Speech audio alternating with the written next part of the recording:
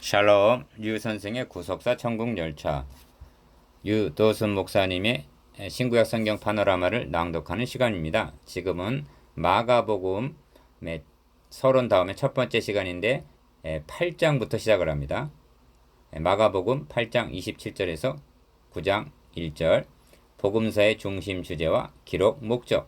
요절은 29절. 또 물으시되 너희는 나를 누구라 하느냐? 베드로가 대답하여 가로되 주는 그리스도 신이다 하매. 먼저 마가복음 8장 27절에서 9장 1절부터 시작하는 의도를 말씀드려야만 하겠습니다. 그것은 마가복음을 복음서의 중심 주제와 기록 목적에 입각해서 강해하기 위해서입니다. 다시 말씀을 드리면 복음서를 강해하면서도 복음을 증거하는 것이 아닐 수도 있다는 이 점을 일깨우기 위해서입니다. 마가복음 16장으로 되어 있습니다. 그렇다고 복음이 16개나 들어있는 것은 아닙니다. 복음서의 1장으로부터 시작하여 마지막 16장에 이르기까지가 오직 한 편의 복음임을 명심하자는 뜻에서입니다. 그리스도가 이 땅에 오셔서 죽으시고 다시 살아나시고 다시 오실 것을 약속하시면서 승천하시기까지가 한 편의 복음이라는 말씀입니다. 그러면 설교할 때마다 이를 다 전해야 한다는 말이냐?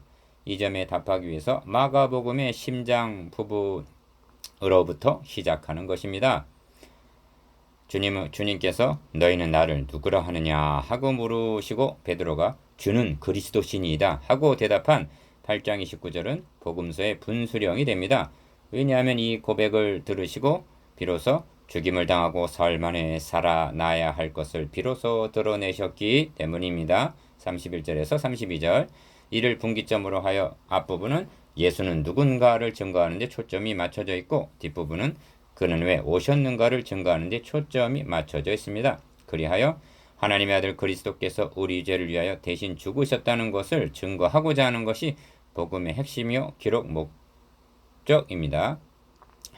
그러므로 설교자는 복음서 어느 부분을 설교하든지 이 중심 주제와 기록 목적을 놓치지 말고 이에 입각해서 증거해야만 복음서를 강의하는 것이 된다는 말씀입니다. 그렇지 않으면 복음서가 군맹무상식으로 장님 코끼리 만지기 고게 될 우려가 있는 것입니다. 곡게 될 우려가 있는 것입니다. 이는 우려가 아니라 현대교회의 실상입니다. 이 점을 확고히 하고 이 원리를 따르기 위해서 복음서의 분기점과 기록 목적으로부터 시작하고 있는 것입니다. 한 가지 부원할 점은 마가복음 파노라마에서 언급한 대로 마가복음은 간단 명료하고 말씀보다는 행동을 보여주며 빠르게 전개되어 나갑니다. 그러니까 사변적이지 않고 실천적이라는 말씀입니다. 즉 주님은 말로만 사랑하신 것이 아니라 행동으로 보여주셨고 끝내는 자신을 주셨습니다. 본서도 해설은 최소화하고 본문을 그대로 증거함으로 원문의 의도를 따르고자 합니다. 도표를 보시면 너희는 나를 누구라 하느냐를 중심으로 1. 사람들이 나를 누구라 하느냐 하고 물으십니다. 문제는 너희는 나를 누구라 하느냐에 있습니다. 2. 베드로가 대표로 주는 그리스도 신이다 하고 고백합니다. 3. 베드로의 고백을 들으신 주님은 죽으시고 다시 살아나야 할 것을 비로소 말씀하십니다. 4. 베드로가 예수를 붙들고 간함에 사단아 내 뒤로 물러가라 책망하십니다. 베드로는 예수가 그리스도이심을 믿었으나 그가 왜 오셨는가에 대해서 오해를 하고 있었던 것입니다. 5. 그리하여 아무든지 나를 따라오거든 하고 제자도를 말씀하십니다. 6. 그리고 인자도 아버지 영광으로 올 때 하고 벌써 재림을 말씀하십니다. 그리고 도달하게 되는 결론은 7. 하나님의 나라가 권능으로 임하는 것을 볼 자들도 있느니라 하신 하나님의 나라에 있습니다. 이를 세 단원으로 나눠 상고하겠습니다. 첫째 단원 27절에서 30절 너희는 나를 누구라 하느냐. 둘째 단원 31절에서 32절 죽으시고 다시 사실 것을 비로소 말씀하심. 셋째 단원 33절에서 9장 1절 자기 십자가를 지고 나를 따르라. 주제 복음서의 중심 주제와 기록 목적. 기억 성경의 저자는 성령이십니다. 그리고 성령께서 성경을 기록해 하신 목적은 주님께서 친히 밝히신 바 너희가 성경에서 영생을 얻는 줄 생각하고 성경을 상고하거니와 이 성경이 내게 대하여 증거하는 것이로다 한 요한복음 5장 39절 그리스도를 증거하기 위해서입니다. 니은 십자가상에서 다 이루었다. 즉 구속사역을 완수하신 주님은 사도행전 1장에서 승천하시고 2장에서 성령은 강림하십니다. 임무 교대가 이루어진 것입니다. 성령의 사역은 무엇인가?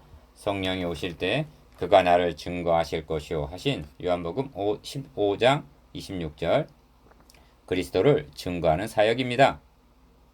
디귿 성령은 어떤 방도로 증거하시는가? 제자들에게 임하셔서 미리 기록해 놓으신 성경을 들어서 증거하십니다.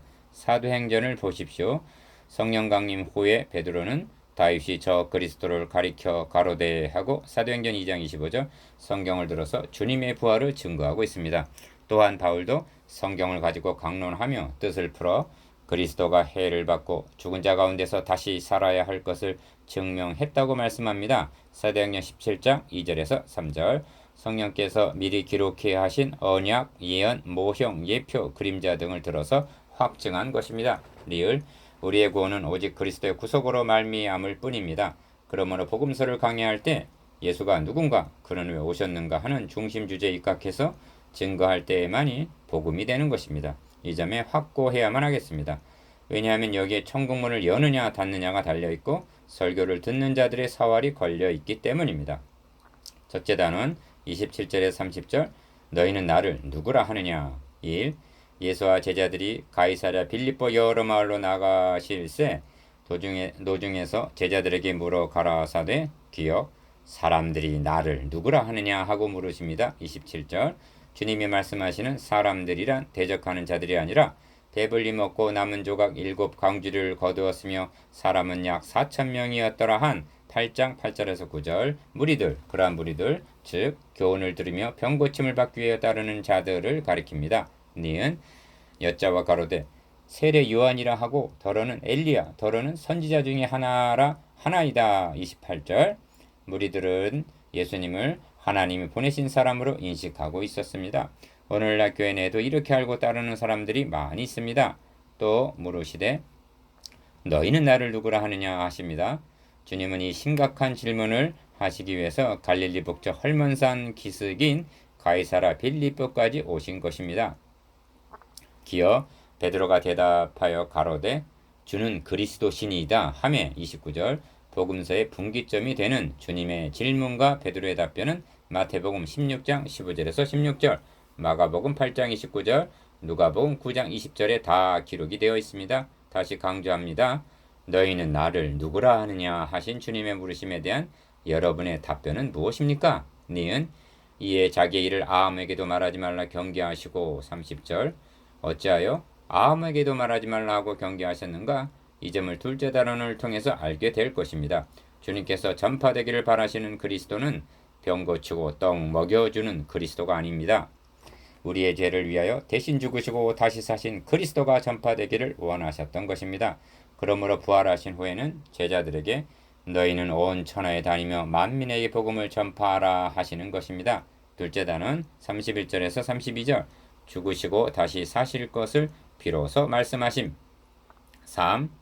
아무에게도 말하지 말라 경계하시고는 인자가 많은 고난을 받고 장로들과 대제사장들과 서기관들의 버림받아 죽임을 당하고 사흘 만에 살아나야 할 것을 비로소 저에게 가르치십니다. 31절 기억 주님은 자신이 대속제물로 오신 것을 처음부터 알고 계셨습니다. 그래서 인자의 온 것은 섬김을 받으려 함이 아니라 도리어 섬기려 하고 자기 목숨을 많은 사람의 대속물로 주려 함이니라 하십니다. 10장 45절 니은 다만 이를 드러내지를 못했을 뿐입니다. 왜냐하면 제자들이 이를 감당하지 못할 것을 아셨기 때문입니다. 그래서 고백을 들으신 후에야 비로소 저희에게 가르치시되 하는 것입니다. 31절 하반절 디귿 만일 나를 따라오너라 내가 너희로 사람을 낳는 어부가 되게 하리라 하신 1장 17절 사역초에 말씀하셨다면 이 말씀을 사역초에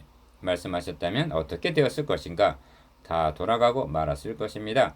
그런데 이 사실을 언제까지 감춰두실 수만은 없는 것입니다. 그래서 신앙 고백을 들으시고는 이제는 감당하리라 여기시고 비로소 말씀하신 것입니다. 그리스도는 왜 오셨는가? 우리 죄를 위한 대속 제물이 되시기 위해서 오셨습니다. 셋째 단원 33절에서 8장 33절에서 9장 1절 자기 십자가를 지고 나를 따르라. 4. 드러내놓고 이 말씀을 하시니 베드로가 예수를 붙들고 간함에 예수께서 돌이키사 제자들을 보시며 베드로를 꾸짖어 가라사대 사탄아 내 뒤로 물러가라 너가 하나님의 일을 생각지 아니하고 도리어 사람의 일을 생각하는도다. 32절에서 33절.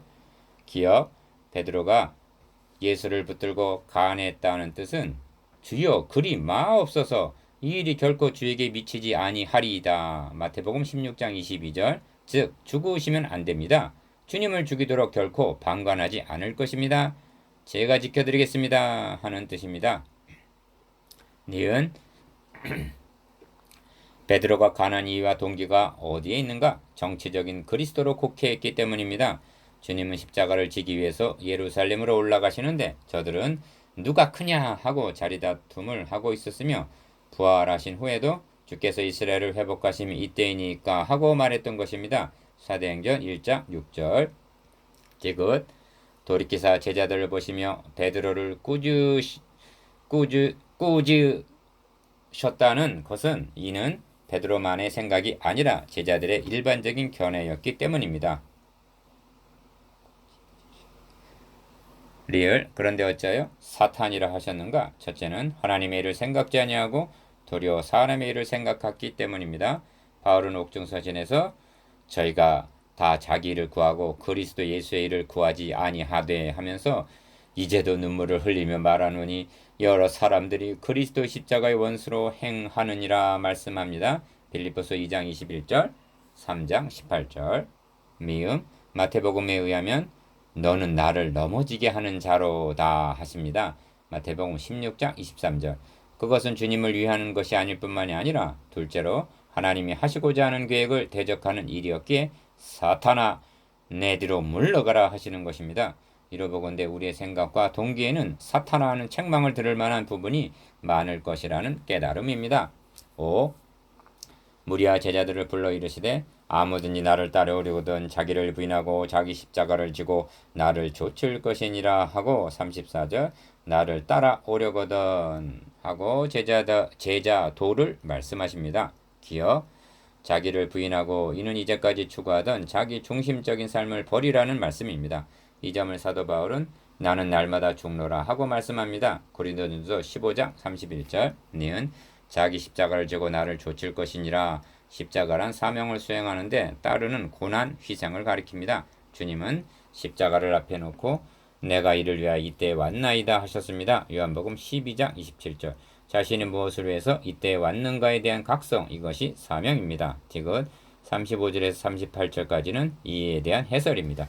누구든지 자기 목숨을 구원하자 하면 잃을 것이요 누구든지 나와 복음을 위하여 자기 목숨을 잃으면 구원하리라. 35절 리을 사람이 만일 온 천하를 얻고도 자기 목숨을 잃으면 무엇이 유익하리요. 36절 사람이 무엇을 주고 자기 목숨을 바꾸겠느냐. 37절 6 누구든지 이 음란하고 죄 많은 세대에서 나와 내 말을 부끄러워하면 인자도 아버지의 영광으로 거룩한 천사들과 함께 올 때 그 사람을 부끄러워하리라 하십니다. 38절 기억 이 제자도 안에는 누구든지라는 말이 3번이나 강조되어 있습니다. 그리고 거룩한 천사들과 함께 올 때 그 사람을 부끄러워하리라 즉 그는 내 제자가 아니라는 말씀입니다. 기억 주님은 죽으시고 다시 사실 것만이 아니라 벌써 재림하실 것까지 말씀하십니다. 사도 바울은 순교를 앞두고 기록한 마지막 서신에서 미쁘다 이 말이요 우리가 주와 함께 죽었으면 또한 함께 살 것이요 참으면 또한 함께 왕 노릇할 것이요 우리가 주를 부인하면 주도 우리를 부인하실 것이라. 우리는 미쁨이 없을지라도 주는 이랑 미쁘시니 자기를 부인하실 수 없으시리라 합니다. 디모데후서 2장 11절에서 13절 이런 사람이 그리스도의 자취를 따르는 제자입니다. 7. 결론은 내가 진실로 너에게 이르노니 여기 서는 사람 중에 죽기 전에 하나님의 나라가 권능으로 임하는 것을 볼 자들도 있느니라 한 9장 1절 하나님의 나라의 임함에 있습니다. 기억 하나님의 나라 건설 이것이 성경의 대주제입니다. 그러므로 주님의 제1성은 첫 번째 하신 말씀 때가 찼고 하나님 나라가 가까웠으니 회개하고 복음을 믿으라는 말씀입니다. 1장 15절 니은 죽기 전에 하나님의 나라가 권능으로 임하는 것을 볼 자들도 있다 하신 뜻이 무엇일까? 가까운 문맥으로는 변형하신 것을 9장 2절, 목격한 것, 부활하신 것 16장 14절, 성령 강림 사도행전 2장 3절일 수도 있으나 궁극적인 성취는 주님의 재림의 날에 성취될 말씀입니다. 사도 바울은 우리가 다 잠잘 것이 아니요 마지막 나팔에 순식간에 호련히 다 변화하리니 합니다. 고린도전서 15장 51절. 그리스도인들 중에는 분명 죽기 전에 하나님의 나라가 권능으로 임하는 것을 볼 자들도 있을 것입니다. 디귿, 하나님의 나라 건설은 지구를 하나 더 만드는 것이 아닙니다. 잃어버린 자기 백성을 찾아 함께 거하시는 것이요 잃어버린 자를 찾기 위해서는 구속이 필요했기에 하나님은 자기 아들을 많은 사람의 대속물로 보내신 것입니다. 10장 45절. 그렇다면 제자된 자들로 먼저 그의 나라와 그의 의를 구해야 마땅한 것입니다. 8. 묵상해 보겠습니다. 기억. 자신은 예수를 누구라 고백하고 있는가에 대해서. 니은. 자신은 주님이 왜 오셨다고 믿고 있는가에 대해서. 디귿. 그리스도의 제자도에 대해서. 리을. 마가복음 강해를 중심 주제로부터 시작하는 의도에 대해서.